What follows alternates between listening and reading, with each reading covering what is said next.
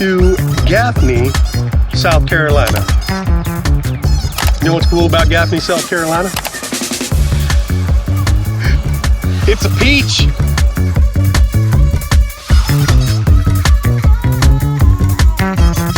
We are in Blacksburg, South Carolina at Iron City Campground, which has been a cool little campground so far. Agreed? Yeah, it's a small, privately owned campground. You'll notice I keep looking at Toni when she's talking, and that's because our face detection wants to keep detecting me and putting her out of focus. But watch, if I turn away, there I am. Now you're in focus. Well, it's a new camera, and this is a really slow lens, so I have to keep the lens really wide open, which means shallow depth of... I'm getting geeky. Yeah. Never mind. I'm getting camera geeky. Hold on. Do that again. Let me turn my head so you'll be in focus. Loser.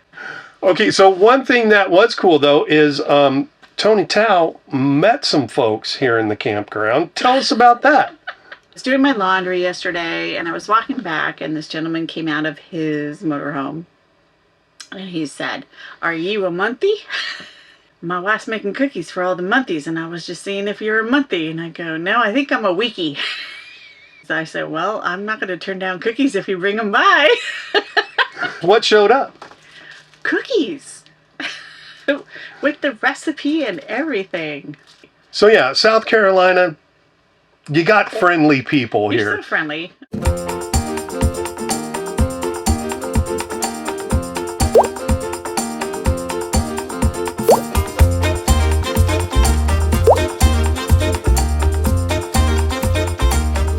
Update on the trailer brake connecting and disconnecting and connecting and disconnecting. We do have a appointment Monday at a Chevy dealer in New Bern to have a look at it and see. In the meantime, the voodoo queen over here keeps putting her whammy on it.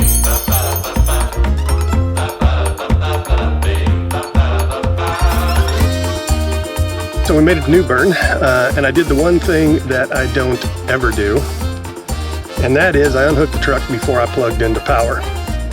And because I did that, you can probably see this gentleman behind me trying to fix the power box.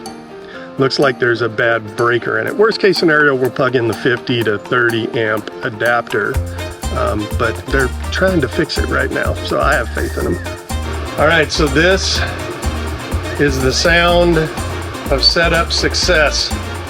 Go, ma'am.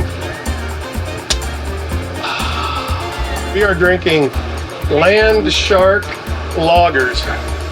All right, ready? Can you talk about that? We can open a tab. Like the KOA. Go right ahead. Oh, damn, that's a good beer. It's kind of sweet.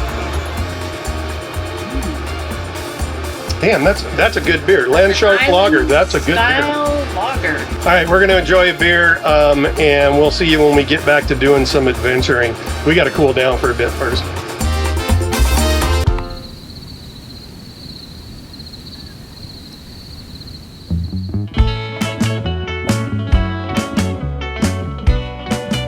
On our first day in New Bern, we walked the downtown area to kind of get the lay of the land. Then we wound up having a nice lunch at Poppy's Bites and Barrels. So Toni and I have a rule that we made years ago. It's called the brown plate rule. And basically that rule is that if more than 50% of your plate is brown, definitely not a healthy meal.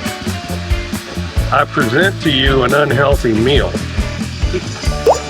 So I like appetizers because sometimes you can get like a variety of things. Fried pickles, candied bacon, cheese curds, a soft pretzel. Look at all the salt. If you know Toni Tao, I love salt. I love salt. What are your sauces, do you know? It's a mustard, ranch, cheese, and I think a blue cheese. I think it's ranch, mustard, Cool. Cheddar. So I chose wisely. You did choose wisely. Okay. Oh, the fried pickles though. I just did a straight up burger with some onion ring. All right, so this is specifically for Ron at Just Ramblin' Around.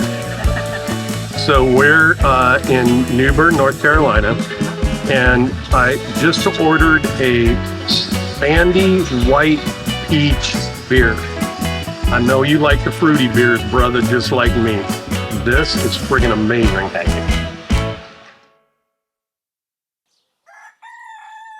Hey, Tony Tao, where are we going? We're taking Gracie to the day camp. She's going to daycare today. She's going to go play with the other doggos. And we are going to hang out where? In New Bern. Turn right. So we're going to go through Tryon Palace. I always want to call it Tyrone Palace every time I see it. Every time I see it.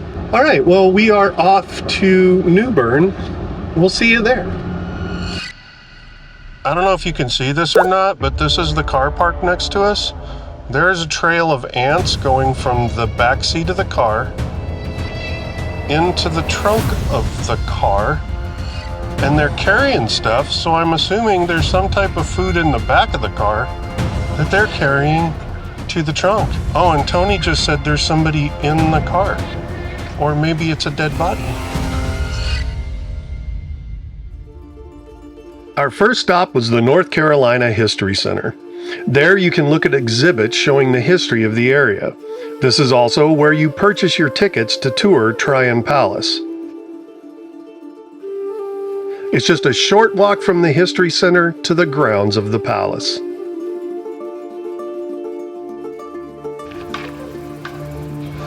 What do you think? I think it's super cool, but I am a history nut, so yeah. The first structure we toured was the Dixon House. The home was built in a federal style which departed from the symmetrical design of Georgian-style architecture so popular in England. The style announced to all that saw it that you were indeed not a loyalist. Built in 1830 by local merchant George W. Dixon, this house is typical of an upper-middle-class lifestyle of the times, which George and his wife Antoinette enjoyed. Unfortunately for the Dixons, they lost their business to a fire and in turn lost the home to foreclosure in 1839. Next up was the palace itself. The original palace was built between 1767 and 1770 in New Bern, which was the first capital of the colony of North Carolina. The palace took its name from its first occupant, Governor William Tryon. Governor Tryon and his family only lived there for a year, as in 1771 he was appointed to the governorship of New York. Unfortunately, the original palace was destroyed in 1798 from a fire that started in the cellar where hay was being stored. The fire quickly devastated the main building, which collapsed.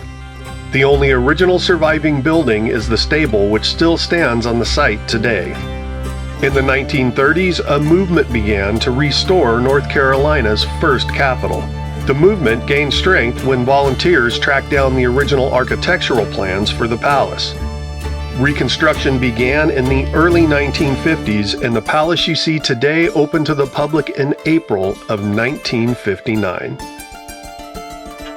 Tryon Palace, thoughts? Amazing. It's a great place to come. The tour of the palace is amazing, but the gardens are off the hook.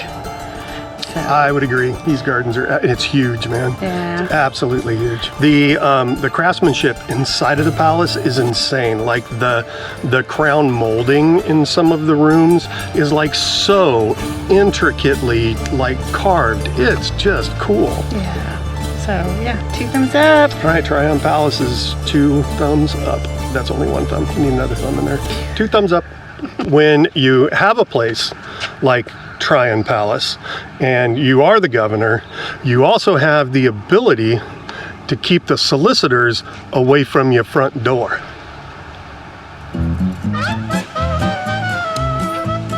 They have a lot of bears throughout the town. If you watched our video on Route 66, or actually no, it's the one on St. Louis, we stopped in Pontiac, Illinois, and they had like all of these little cars. In New Bern, it's bears. There's even a bear at the KOA that we're at. His name is Larry. He's got a name tag on that says Larry. You know what it's time to do? Take a picture of the bear. But which bear? The royal bear. The Lord Governor, Barry Cromwell III. No?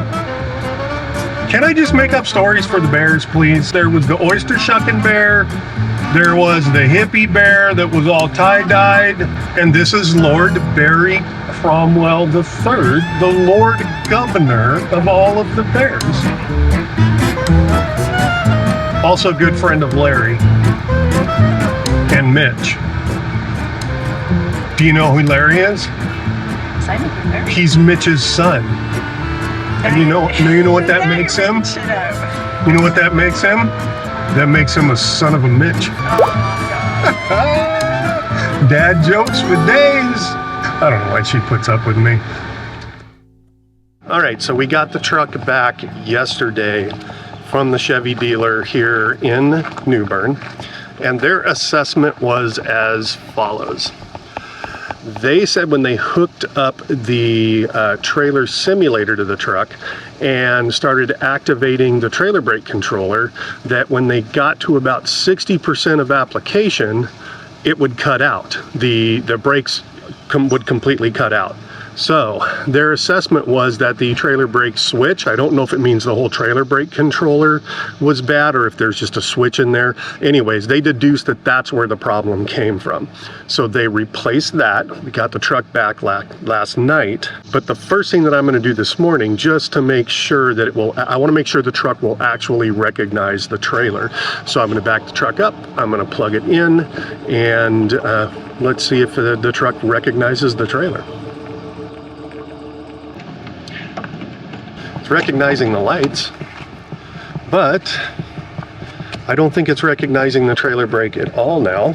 Drive assist, oil, life, brake pads, trailer brake. No, now. All right, well, it took it a couple of minutes, but it is now connected. And when I pull the trailer brake handle, it is applying pressure to it. All right, so I don't know, man. Your guess is as good as mine. So hopefully when we pull Saturday, it will actually work. Fingers crossed. So we're getting ready to pull out of New Bern.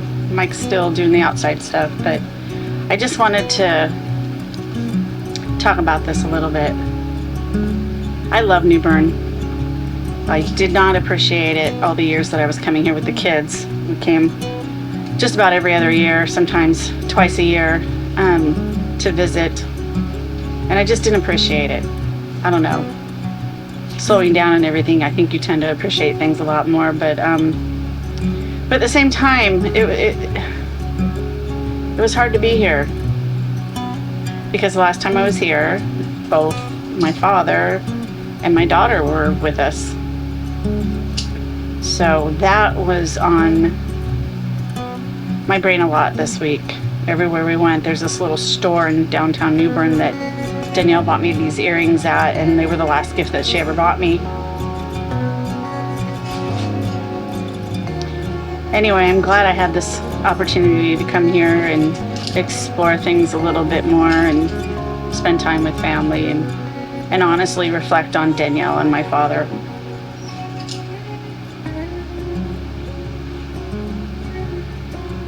Anyway, to my family, thank you so much.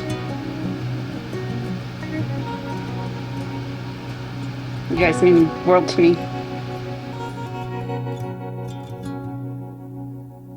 All right, so we are packing up, heading out of New Bern today. We're going to be heading up to Currituck in the Outer Banks to spend the 4th of July up there. We got so lucky and wound up getting a campsite up there at the KOA. So we're going from one KOA to another KOA. Quick question for you though, as I am wrapping up. I purchased a splitter for the water so that I can run one to my freshwater and one to my black tank flush. But now that I've got it on there and I leave both hoses hooked up, now I'm paranoid because I'm afraid somebody's going to come by and just, twist the one little valve to open up the back black tank flush side and fill my trailer up with water. So what do? Do you leave that hose connected, the black tank flush hose connected, or do you disconnect because you're paranoid like me?